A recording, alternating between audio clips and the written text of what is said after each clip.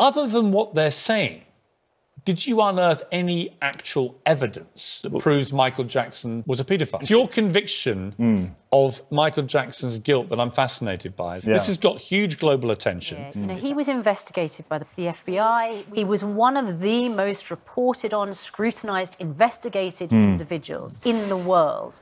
Is one person powerful enough that he can hoodwink all of those people?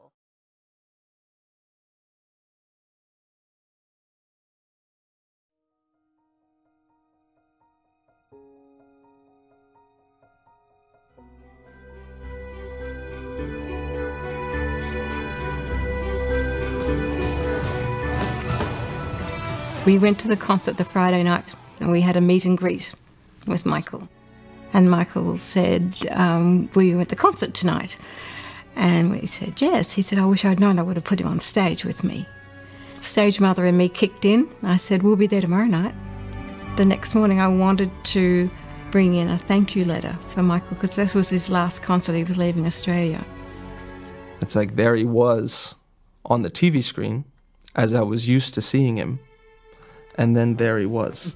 I can remember thinking that no one's ever going to believe this. It was pretty overwhelming. We all had an overwhelming weekend, that is for sure. I was in a group home and Michael there'd been a school shooting in my neighborhood. Wow. It was one of the first school shootings ever. And we hear on the radio, Michael Jackson is on the freeway coming to Stockton. We're like, Michael Jackson ain't coming to Stockton. And he actually came and he visited all the kids in the school and encouraged them to find courage to keep coming to school, told them that God was with them and that's why they were alive, paid for all the medical bills of all the kids in the hospital, went to the hospitals to visit all the gunshot victims, paid for all the funerals, didn't get any recognition, but didn't want it, and actually tried to sneak in and out. And so for me, that was just like, this was compassion on a level I had never seen.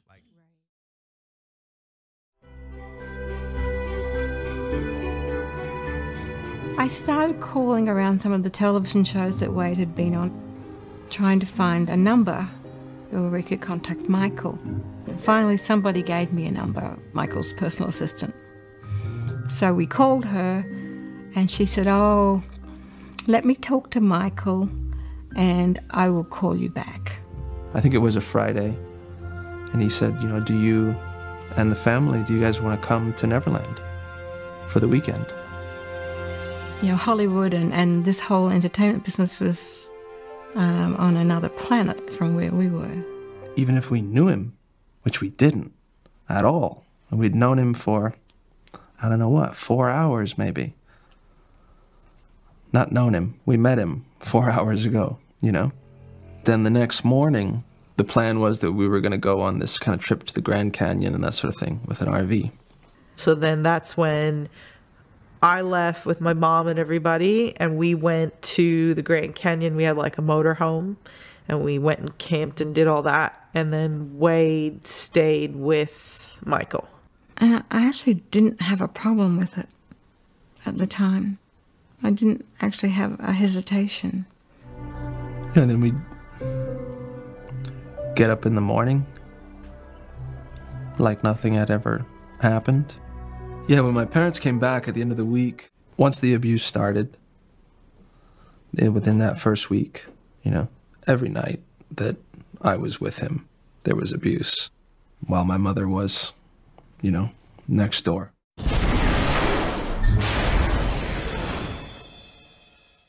Stop lying about me. My only agenda here is to find out what happened. You guys in the media didn't do a good job of that. You bought into a narrative that makes no sense.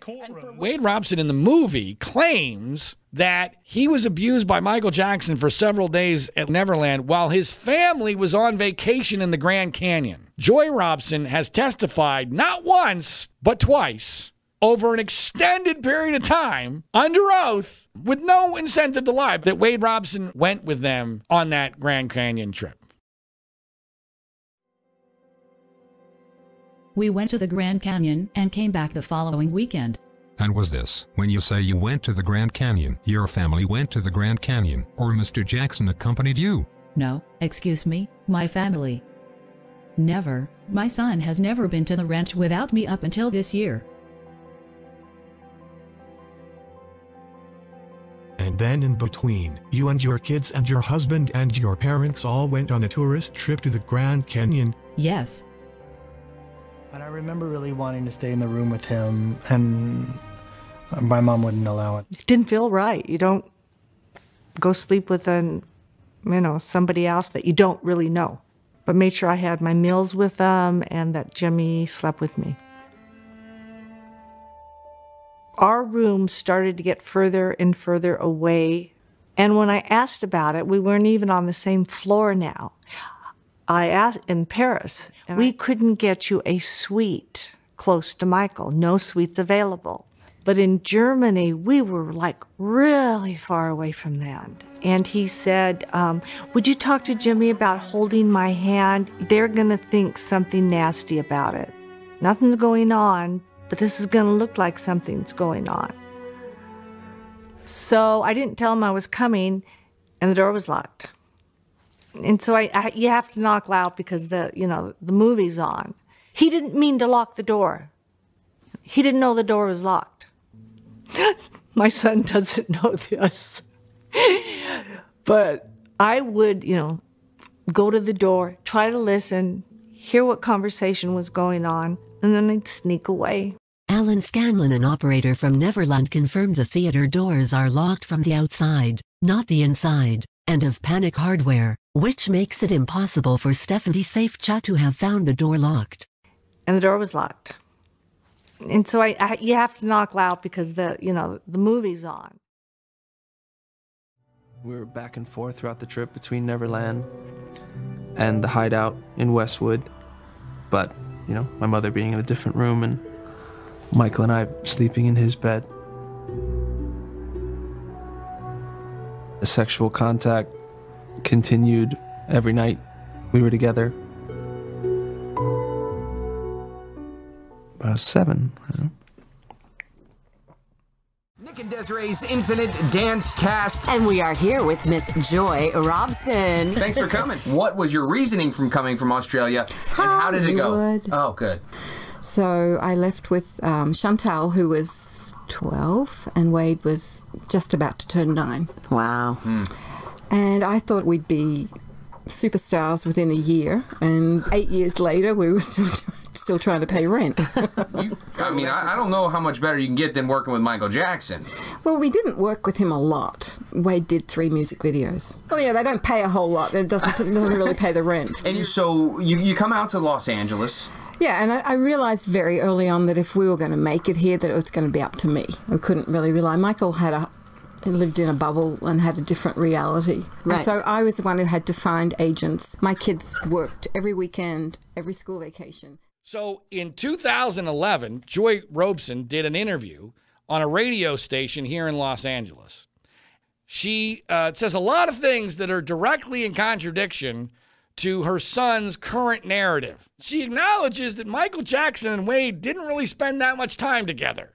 She also seems to indicate that they didn't come to this country until Wade was 9 years old, which is a problem because Wade says that the abuse starts at 7 years old. About 7. Also, the intense period of Wade's, sexual relationship was from the age of 7 to the age of 9. That was when they were really seeing each other a lot. Now, here's why this is all important. So I tweet out a link to that video on YouTube. All of a sudden, within 24 hours, maybe less than that, poof, gone from YouTube. So I remember being shocked when the first place we went to live was like an Oakwood Apartments, which is kind of like a part-time residence sort of thing. He was diagnosed with bipolar disorder. He was doing things like disappearing in the night and going on walks and catching buses, and we'd have to find him. I think it terrified me, but my reaction to it was just to get angry. And I just wanted him to go. her parents were starstruck. Yeah. They were saying they were starstruck. And, you know, one woman which was Wade's mom was saying, you know, she left her husband. I mean, he pretty much hung himself because she left with her kids and moved from Australia over here. And the husband was like, are you crazy? And she at the time said, no, she thought she was doing what was best for her family. But when she looks back on it, she realizes that she was starstruck. He was doing a photo shoot, a campaign for his new shoes for LA Gear. So my uncle introduced us. My uncle had already known Wade and his family. Okay. And Yeah. Wade had developed a crush on me. Okay. So I'll briefly explain. Yes. He and I met in 1991, approximately. We had done, excuse me, an LA Gear photo shoot, Right. as well as the black or white video. Yeah. We had done those together. And he started to develop a little crush. So he asked my uncle if he could maybe set up a situation where we could get to know each other better. And how old were you then? Approximately 9 or 10. Okay. He and I were both born in 82. So from that point on is when we started dating. But again, let me stress that it was a very age-appropriate relationship. It wasn't like we were having this sexual relationship at, 11, 12 years old that, progressed later through our relationship. So how long were you guys together? Approximately 9 years or so. We broke up around 2000 or 2001, something to that. So while you were teenagers, through your teen years. Yeah. I mean, so in a rational world, if what they were saying is true, if Michael was really brazenly abusing Wade Robeson for 7 years, and then setting him up with his own niece in the midst of this, I mean, if we're talking that level of depravity, then there should be dozens of people coming forward and saying, "Give me my millions," and yet that hasn't happened, which I think. And I say married because we had this mock wedding ceremony. I liked jewelry and I liked it as a kid. Like filled out some vows. It's like we're bonded forever. It felt good. And the ring is nice. It has a row of diamonds with a gold band. The wedding ring.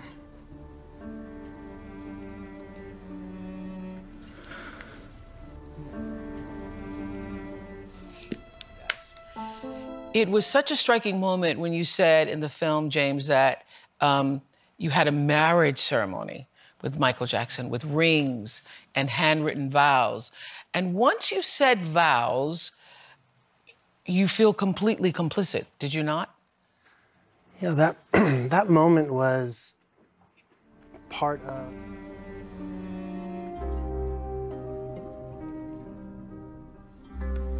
At the train station, there's a room upstairs. And we would have sex up there too. Would happen every day. It sounds sick, but it's kind of like when you're first dating somebody, right? You do a lot of it. So it was very much like that. Just now, thanks for your time. Look, have a few dates just been mixed up, or do you reckon James and Wade are lying about it all? I can't say for sure that James Safechuck and Wade Robson are lying about the entire thing. I can't say that for sure, but what I can say is that at least 3 aspects of the allegations that are featured in that documentary are provably untrue. We've heard a couple of the bits that you've mentioned, the train station one with James Safechuck being the big one. Obviously, he alleges that the abuse went from 1988 to 1992, and it can actually be proven that, well, he said during the documentary that he was abused at the Neverland train station. He went into great detail about how it happened in a room upstairs in that train station. It wasn't just a fleeting comment in that documentary. It was a big part of it. And it can be now proven through documents, through photos, that that train station didn't open until mid-1994. So that's a real 2-year discrepancy there. And it's not just a case of dates being mixed up. Michael Jackson spent the whole year of 1994 living in New York City. to get away from Santa Barbara because of the allegations and the DA going after him, and also to record an album in New York. He moved there because of an earthquake as well. He was a bit scared to record in the LA area, but the point is that by the time Safe Chuck would have been at Neverland again, he would have been 17 or 18 years old. So that changes the entire narrative that that film is trying to give us, that Jackson, you know, lost interest in young boys when they hit puberty, and of course that Safe Chuck himself said that the abuse ended when he was 14. That the age that all of that Michael, you know, routinely lost interest in the little boys that he saw, the age that he lost interest was around 14, 15. Yeah. So it changes the entire narrative of that whole documentary. It's a big, big deal. Yeah, when you hear these things about dates not lining up, then there is a bit of doubt that creeps into your mind about what the story is here in these historical cases. The documentary's director, Dan Reed, pretty quickly admitted the mistake with the dates. Did that surprise you that he didn't put up more of a fight on this? It's undeniable. You know, he can't deny that, you know, there's a big discrepancy there. So of course, he had no option but to agree that the dates were wrong. You wrote the biography of Michael Jackson. Did you come across any evidence of sexual abuse? I didn't know, and I've never come across anything that would make me believe that he did these things. Okay. I can't say for sure that he's innocent, of course, and I've certainly never seen any cold, hard evidence to suggest that he's ever done anything like that throughout the years. He was preparing me over a long period of time for other kids to enter. We went up for the weekend, and Michael showed up with another family. There was one particular boy who sort of entered and replaced me. And so I saw him grow closer and closer to that boy, and I was pushed out. I kind of saw the pattern from before happen again. The boy would sleep in Michael's room, and then I would sleep downstairs on the sofa. It's like being cast out. I would say, like, in that first year of living in LA, where there was another boy. Michael took Brett Barnes on the tour with him. Wade had asked to go on the tour, and Michael had told him no, he couldn't go because he wasn't allowed to take children on this tour. And then he saw Brett Barnes with him on television.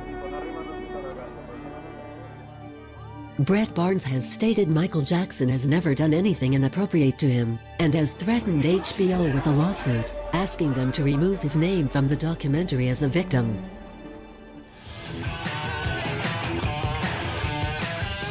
I believe the first time we saw each other after we moved was his black and white music video, which I was gonna dance in. That experience was really hard for me.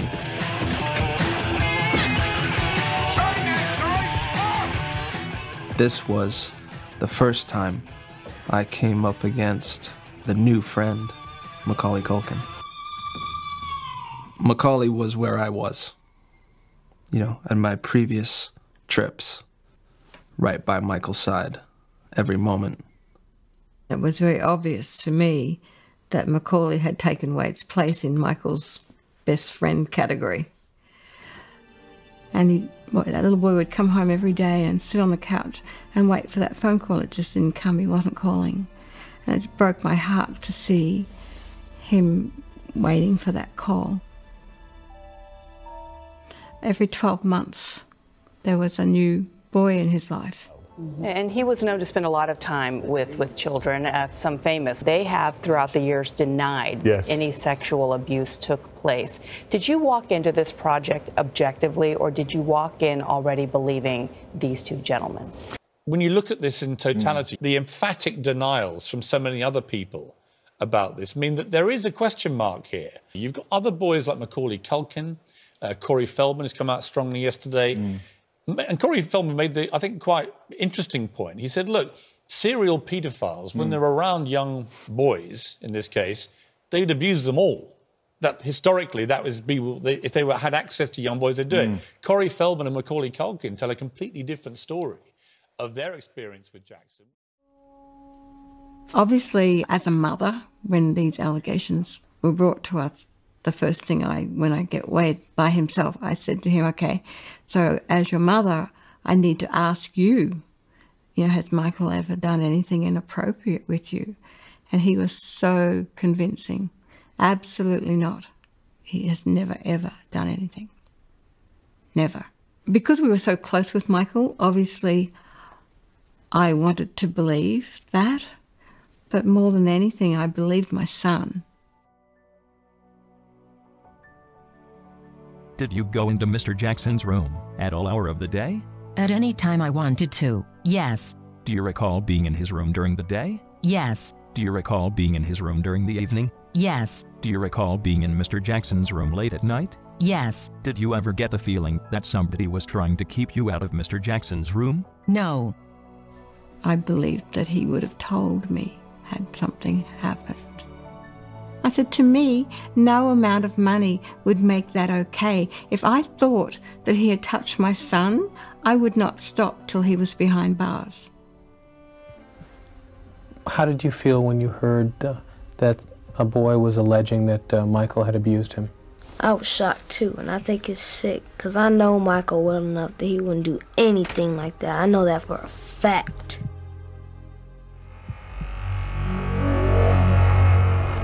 Did Mr. Jackson ever molest you at any time? The defence lawyer asked. No, never, Wade Robson replied. That contradicts testimony from a former Michael Jackson maid. The credibility of Adrienne McManus has been questioned because of her changing account of what she saw at Neverland. Sworn evidence she gave in 1993 that she never saw any inappropriate behaviour by Jackson towards any child.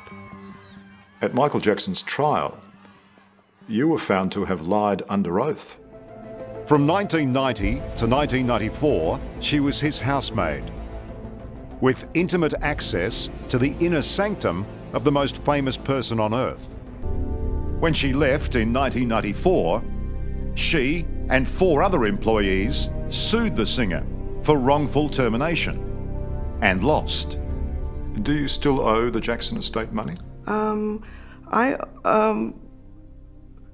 probably do, but you must know the amount. Well, I know that I can't remember.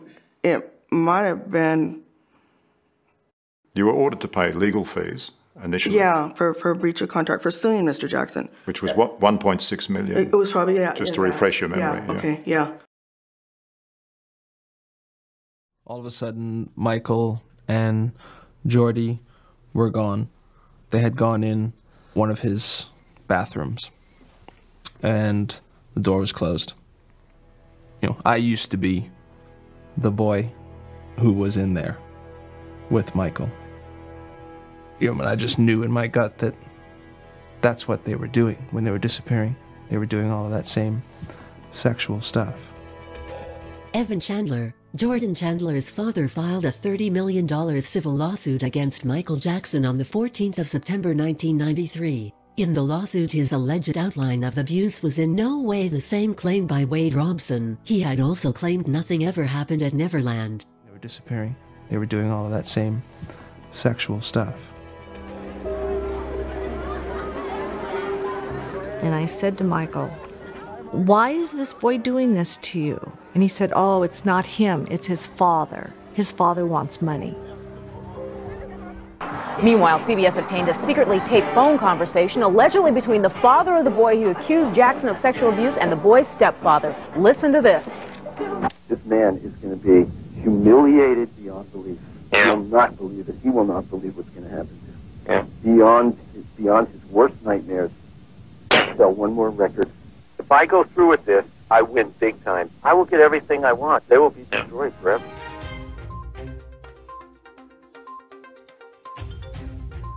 He had no interest in testifying against Jackson.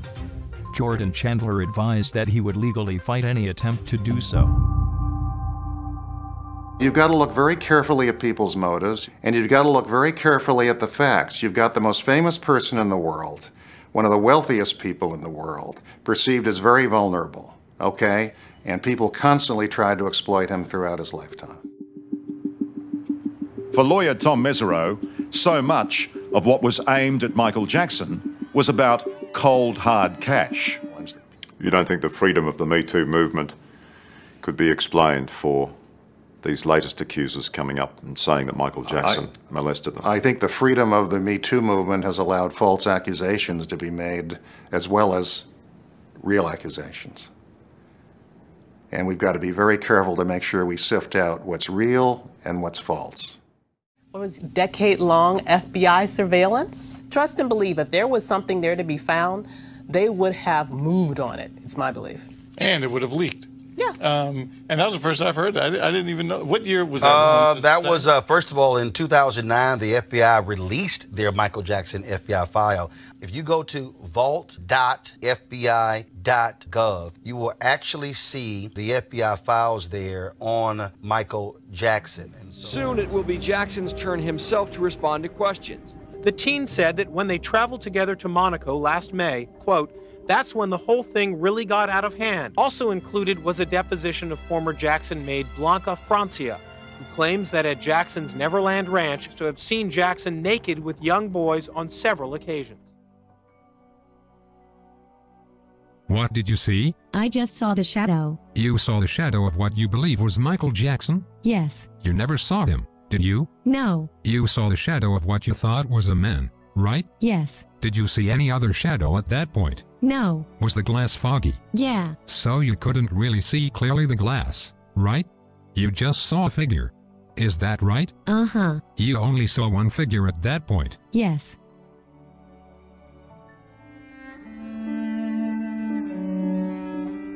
We wanted to buy another house, and Michael gave us a loan at a very low percentage rate. My husband had already had a deposition. We were on Michael's camp. My son also, for Michael. And after that was all said and done is when Michael forgave the debt. Michael said, no, I don't want you to pay me anymore. It's a gift. So he did buy us a house. It's just coincidental. He wasn't buying us off, but the timing's right there. Just sounds bad. Yeah.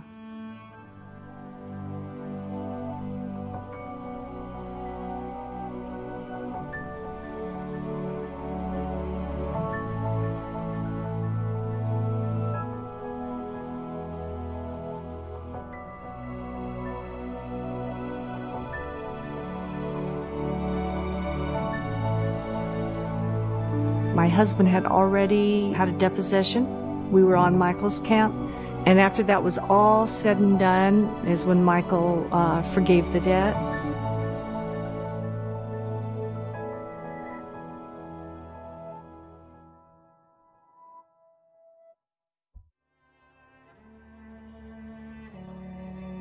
And so I'm 14 at this point. That was the last sexual experience that I remember with Michael.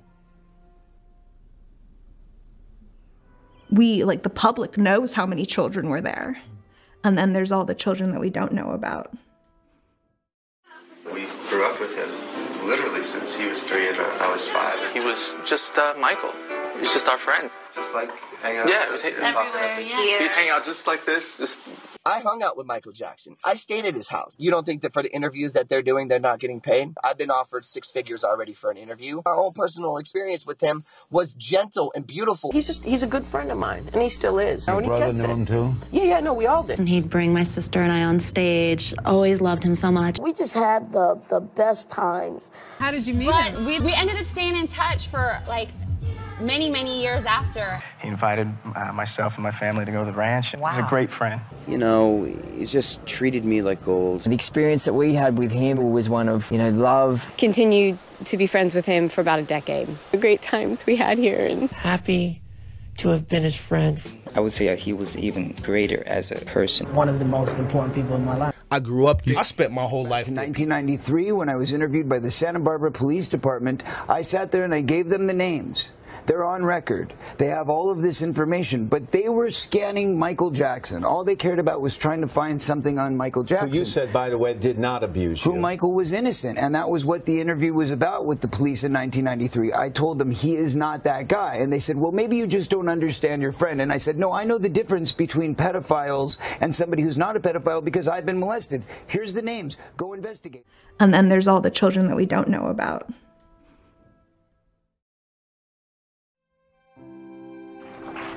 He would always say he's going to get married. He said he'd have to go get married at some point, but that it wouldn't mean anything.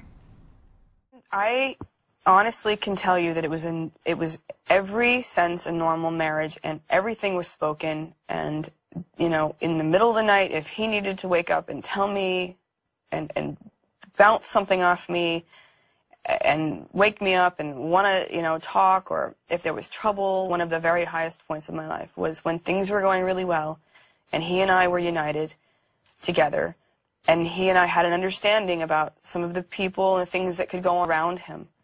And he was with me on those things, and we were a unit. He fell in love with me, and I fell in love with him, and it was very real. We will land on you like a ton of bricks. We will land on you like a hammer. If you do anything to besmirch this man's reputation, we will unleash a legal torrent like you've never seen. Michael called, and I hadn't talked to him in a really long time. Garagos, who is Michael Jackson's original attorney with regard to these allegations way back when, he tweeted out that he had just been alerted that a quote of his in the movie is completely, totally taken 100% out of context, where he's not talking about who or what Dan Reed is implying he's talking about. There's a clip from Garagos talking about, we're going to bring a ton of bricks down on these people. You know, they've messed with the wrong people. Basically, it's making it sound like, oh, we're going to attack the victims here, the accusers. We're going to put them on trial. We're going to destroy them. Yeah, that's all bullshit. That's not what he was talking about. He was talking about something tangentially related to the case, not about the accusers. The press conference had nothing to do with his accusers. It was specifically directed at the two adult men who wiretapped Jackson and were indicted and plead guilty and went to federal prison. So I was 21 or 22 at this point, and I really did not want to go through this again. I did not want to testify. So at some point, I worked up the courage to tell Michael that I don't want to testify. And then within a week or so after that, I received a subpoena to testify. And as far as making anybody testify, I would love for Wade Robson to show me the subpoena he never got. I simply called him and told him, listen, we need to get you up there by such and such a date. I was in regular communication with his sister, who testified. I was in regular communication with his mother, who testified. I'm going to ask you one more time, as an adult, did Michael ever do anything inappropriate with you? And he once again looked me in the eye and said, no, he never did. I said, I think you need to testify. This is your friend. And I said, I think at this point, you and Macaulay Culkin are probably the only two people in the world who can save him. Because again, if you're going to get up there and lie, then why get up there at all? We had other people. We didn't need him. Wow. You know, the other thing I want to point out. We had dinner the night before at Neverland, and he was definitely subdued.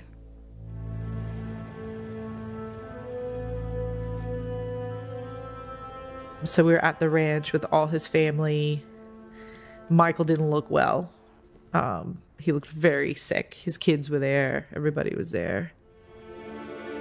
Like his mind was just in a whole nother place.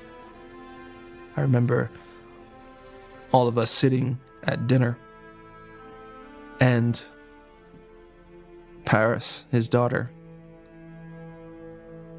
just wanting wanting her dad's attention, kind of like pulling on his arm and pulling on his fingers and daddy, daddy, daddy. And he was, I mean, he just he wasn't there. I remember that just feeling really sad.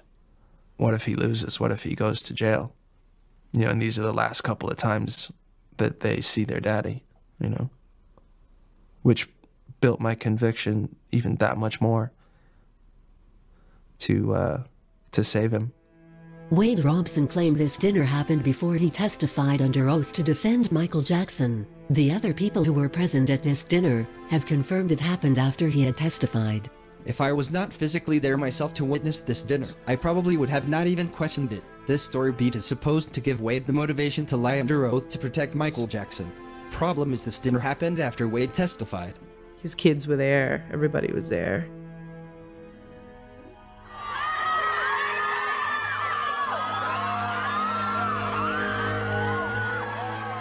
The last time I talked to him was near the end of the trial. And he tried again he wanted me to testify. And I said no. And he got really angry at me. And he threatened me. He threatened me with his lawyers and said that I had perjured myself years ago and that he was the best lawyers in the world and that they were going to get me. And I just said, I don't want any part of it. You'll hear nothing from me. You know, don't worry. I was just trying to calm him down, to get him off the phone. Save Chuck claims that in 2005 he didn't testify because Michael Jackson angrily called him. Save Chuck's testimony had been declared by the judge off limits well before the trial.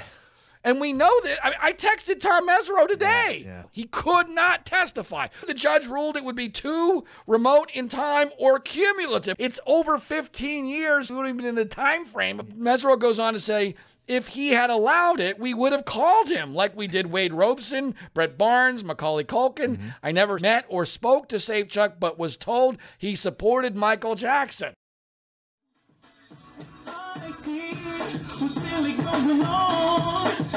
At 17, with NSYNC, I directed what I think at the time was considered the largest tour. I mean, just in scale, in size that had ever happened.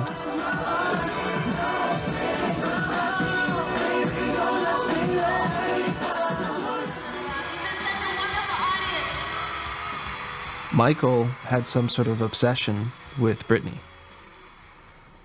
And he would call me and he'd want to know, you know, what it was like working with her and what she was like, and isn't she sexy, isn't she beautiful? Wondering if I can set up like a way for them to meet. And in those conversations as well, Michael was really interested in my sexual life with girls. I remember that being just really weird. All you gotta do is burn one bridge. Okay, well, let's be real. He cheated on my sister with Britney Spears. Okay. Broke up Justin Timberlake. Yeah, broke up just, okay. Now, let's be real. You f***ed over two big people in the industry.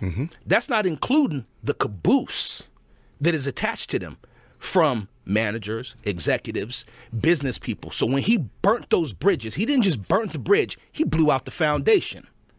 So now you got no work. He got 8 blackballs served into every corner on his pool table. You can't get work. You can't do shit. Your dance moves are whack. Let's not be funny.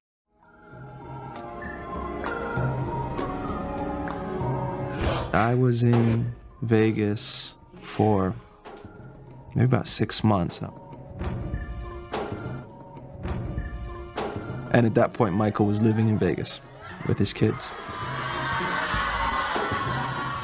I wanted him to come see the show, and we were planning getting together. And so it's Michael and the 3 kids. You know, once we got in, one of the first things he asked was, "Did you bring the wine?" We had some, those sort of larger red plastic cups, and he grabbed one of those and just filled one up to the brim, you know, with white wine, and just chugged it down, and then he kept going back and just filling it up. And so, I mean, this was my first experience of ever seeing him drink at all. And joining me this morning, I have two of Michael Jackson's former bodyguards. We have Bill Whitfield with us and Javon Beard. Wade Robson alleges that Michael Jackson and his children attended lunch or something of that nature with Wade in Vegas in 2008. No, sir. I would have known. Involved with arranging? I would have known the detail. I would have known setting it up. This dude, he made it sound like he had the ability to contact Mr. Jackson at any time. Absolutely not. No one was able to reach Mr. Jackson. It was a period that he wanted to be unreachable. And Mr. Jackson asked him to bring him some wine. When I heard that part, I said, they read my book. I knew that all that shit was fabricated. You know, again, I can really only speak on what took place under my watch. So I remember going to a sort of park in Santa Monica to sit down and try and figure out what I wanted to say. It was extremely loving and grateful for Michael in my life, and talking about he's the reason I dance, the reason I make music, and ending with, you know, I'll never stop missing him. But, you know, now he's something on the lines of now he's blessing the heavens with a melody and a moonwalk, something like that. I'm sorry. You don't get to do that. Here's some rules for you, folks. If you want to be taken seriously as a child sex abuse victim, the first thing to do would be tell a parent. You can't tell the police, fine, tell a parent. How about a friend? How about a journal? How about something? If you can't do that, when they go on trial, maybe not testify on their behalf. That would be a good thing. Or maybe when they die, maybe not put out a statement saying they're the greatest human that's ever lived. You know, maybe those would be things you shouldn't do if you want to be taken seriously. But then when you come up with this cockamamie theory that you didn't know, even though you were sleeping with Britney Spears and lots of other celebrities, you didn't know what sex is, and that man-child sex is bad, that once that magic date happens, maybe you stop doing interviews praising the guy who did that to you.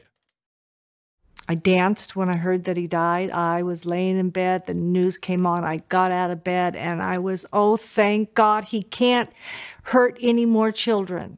Those were my thoughts. And I danced. He can't hurt any more children.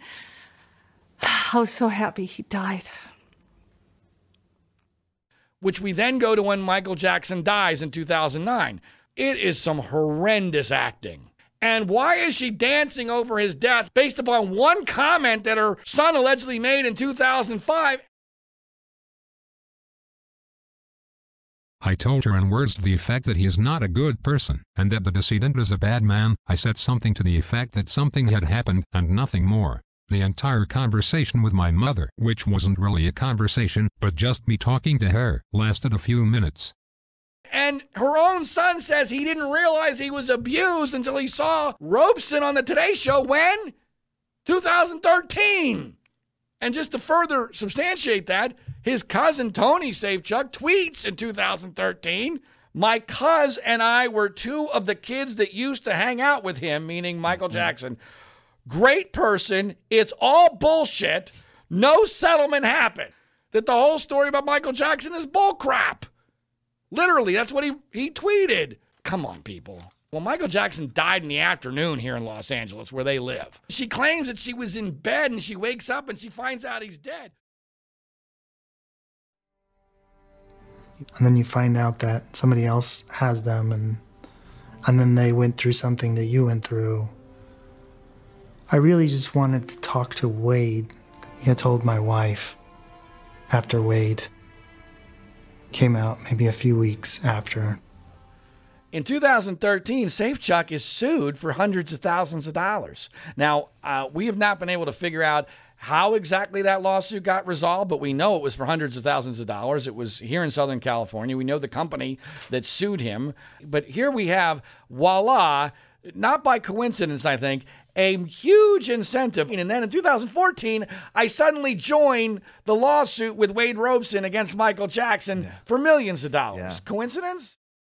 I had no knowledge of child sexual abuse or the psychological way it plays out into adulthood. You know, I was incredibly naive on the subject. So to me, you know, the fact that he had lied about it to me, I thought the repercussions must be something that affected, that he was scared of in relation to me or to us or his, I don't know. He and his wife have this charity in Hawaii. 501c3. This is going to give him charity, a foundation for sex abuse survivors. The website also cited Amanda Robson as a survivor of child abuse, but the opposite was stated in Leaving Neverland. I had no knowledge of child sexual abuse or the psychological way it plays out into adulthood. After Leaving Neverland premiered on HBO from March 3rd, Amanda Robson's name was omitted from the website as a survivor. So you go on HBO in this high-profile fashion. I'm sure they're getting donations. But in Hawaii, the rules are incredibly lax. Yeah, you don't have to report where the money comes from. Which Leaving Neverland does not want to acknowledge that effectively that's a money-making venture because they can take a salary, they can do whatever they want, essentially, with that money. He sent me back with some memorabilia, like clothing of his that I could wear. The white fedora hat that he wore in the Smooth Criminal music video. I was just looking at this and he said, "Do you want it?" And I said, "If you want to give it to me." And I said, "Sure." This is the actual hat he used in Smooth Criminal clip and he's still got his makeup on it. And he gave me the gloves that he wore in the Bad music video, sort of buckled gloves. So I used to wear those now when I'd perform. At the end of Leaving Neverland, Wade Robson burns his Michael Jackson memorabilia. Julien's Auctions confirmed he had consigned the most valuable items in 2011 and asked to remain anonymous. This was a year before he claimed to have realized he was abused. He told me I can pick out a jacket. I could have that, would be mine. I picked the Thriller jacket, of course. Go big. And I took it home. James Safechuck claims he took the Thriller jacket. Deborah Landis, wife of Thriller director John Landis, designed 2 jackets. One was given to Dennis Tompkins and Michael Bush, who were Michael Jackson's costume designers, until it was sold by Julien's Auctions for $1.8 million. The second is on loan from the Jackson estate in the Grammy Museum.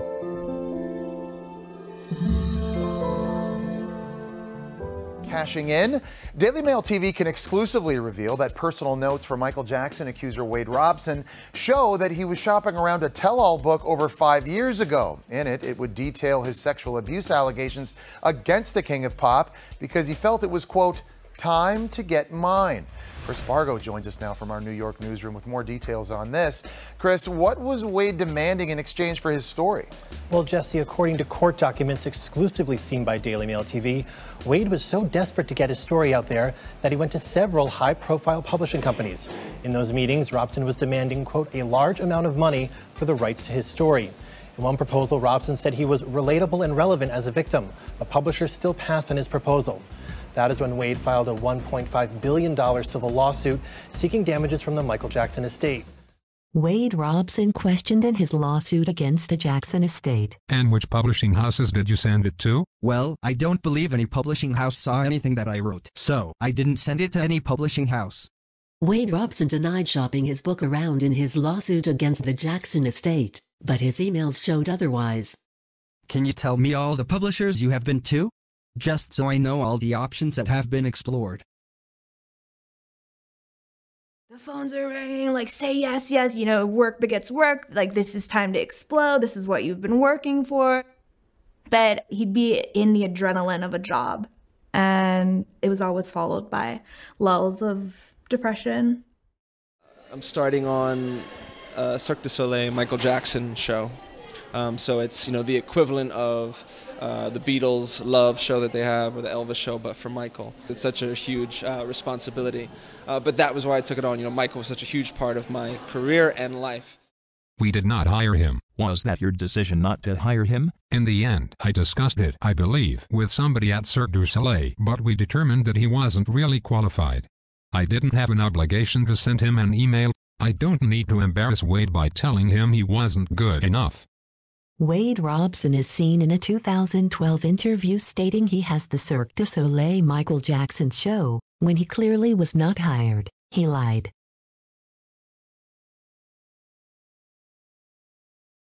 Right now. What's my mindset? I feel strong. I feel like this is the right thing to do because this is my truth. I had to defend the lie, for so many years. And I didn't want to do that anymore. If my story, if speaking that truth, other survivors could be helped in any way, shape, or form by me coming forward and speaking it, I wanted to be able to do that. I want to be able to speak the truth as loud as I had to speak the lie for so long.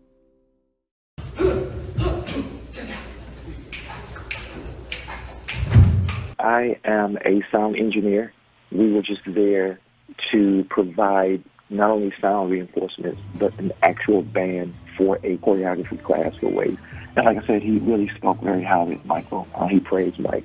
Once things actually kind of unfolded, I just found it hard to believe that this man was inappropriately touched by Michael Jackson. So you had two versions of Wade in my estimation, where he was praising Michael Jackson, this is that, and another. But when the camera started rolling, he started portraying himself as this victim. It was almost just like an act. Now, I didn't know it at the time until later when I finally saw the documentary. And I'm saying to myself, that's not what he portrayed to me. And people thinking that it's all about the money, about nothing but the money. A judge has dismissed a choreographer's claim that Michael Jackson molested him as a child. Los Angeles Superior Court Judge Mitchell Beckloff dismissed Wade Robson's claim on Tuesday after determining he waited too long to file it in court. He did not rule on the credibility of Robson's allegations themselves. This extract from Leaving Neverland is a lie. The judge did rule on the credibility and stated Wade Robson had lied so egregiously under oath that no rational fact finder could possibly believe Robson's sworn statement. James Safechuck was added to the lawsuit the following year, which renewed the statute of limitations and allowed for an appeal. Everything about their stories is about getting around statute of limitations. That's why the bullcrap story about we didn't realize we were sexually abused until 2013. The statute of limitations in California is 15 years. They made the allegation way too late. So now they need a loophole because it says that if you didn't realize you had been abused, then the clock hasn't started yet.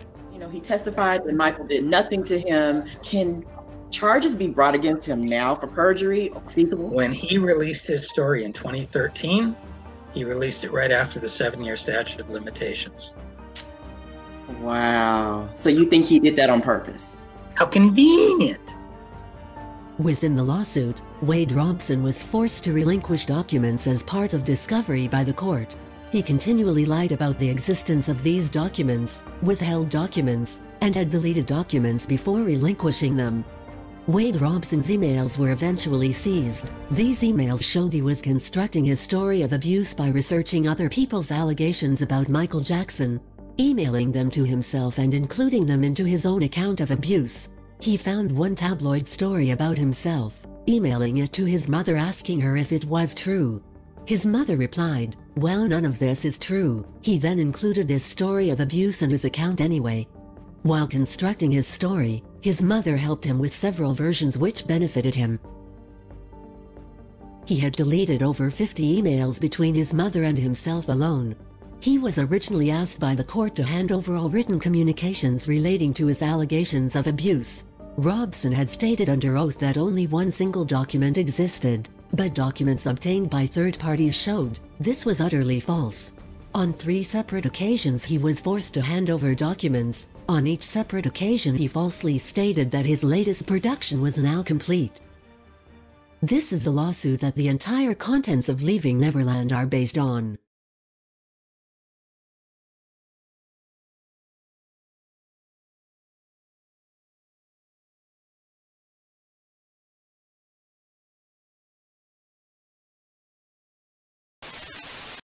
Madonna talking MJ, Marina, like it or not?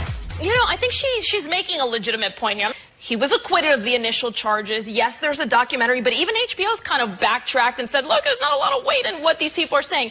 Should they come out and make those accusations? Absolutely. I think everybody should be able to make accusations, allegations. Her questions are 100% legitimate. Is there proof? Can we provide anything substantial that will say that this actually took place other than those two accounts? The whole thing that a lot of people brought up is the fact you clearly at this point do not have him to defend himself against the allegations. And then there's that. Which, you look at the evidence in it, it makes you think, but... Listen, I watched the documentary, and it was compelling television. Yeah. But it was a propaganda piece. It was told from one vantage point at the admission of the director. He did that intentionally. There were no checks and balances. There was nobody from the Jackson estate, no Jackson allies, and he's not here to defend himself. And if we're going to exhume all the dead pop and music icons who've either been accused of or actually done bad things in their life and mute all of their music, then we have to do Elvis, Frank Sinatra, James Brown. We get rid of half the dead music icons. I think, was there any correlation between them trying to sensationalize a little bit more, given how well the R. Kelly documentary did? Do you guys know about that? It was in the works long before that. Okay. And then both of them have tried to sue the Jackson estate. Both of them were trying to look for jobs. She asked that question. They're very What do they want? questionable characters. Yeah. Here's the thing. Tell your story, but if you're going to do a documentary, I think it should be a balance. Well, and Jesse McCartney, who I guess you used to spend a lot of time there, he came out and said, this is baloney. So did Macaulay Culkin. Yeah, so a lot of those younger you have celebrities. to consider. So did you think that you were owed money, that you should have some money? It wasn't a thought of mine. It isn't a thought of mine. It's just that that's the system. The legal system is the place where, in what other scenario was the estate, was Michael's companies going to have to list? They have no financial interest whatsoever and no future past or present interest. So they're not suing for money? Well, they're suing for justice and money. How do you know you've won in a civil suit? What's the so they do penalty? want money, though? What's the penalty in a civil suit? Do they want money? I don't know. You should ask them. No, they have no financial interest whatsoever. If you're going to be mentioning Michael Jackson, though, don't you have some obligation to get in touch with the people who have his interest? How do you vet some of these details, though? The Jackson family are saying, these guys, they're just out for money. It is all about the money. But it's all about the Jackson estate's money and the Jackson family's money. Because we didn't want to broadcast anything that was going to make us look really stupid. It's almost as if they're trying to pretend that you just grabbed Wade and James and stuck them down and said, hey guys, we're just going to have a quick chat and I'm going to film it and I'm going to put it out tomorrow. As a documentary filmmaker, how do you feel about fake Twitter accounts going and atting people, Dan? Well, yeah, I think I think it's not your ordinary fan. That was quite a subtle attempt at like, messing with people, and you have to wonder. It feels like a proper black ops kind of technique. You have to wonder who's behind it. Yeah. Oh my God, guys, I can't believe Dan Reed has changed his profile picture to this. Like, who the hell does he think he is? Like, it makes you question. Like, oh my God, I actually can't deal. Probably a number of things. That I don't know that anybody that lives that life is not going to be your average dude. You know what I mean? In the simple ways, I mean. Yeah. You live that kind of life and that sort of fame from 5 years old. You're not going to go about your everyday like everybody else because you've never lived a life like everybody else. So how would you know how to do that? So, and I think people take those simple things and turn them into something, 10 times, 100 times more strange than they are. There's no stars like Michael Jackson now. You can't. One of the big lessons to be learned is that you never want to be that famous.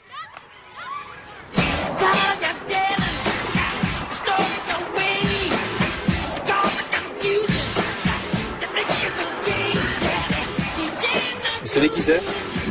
Michael Jackson. Comment vous savez? Il y en a combien qui le connaissent?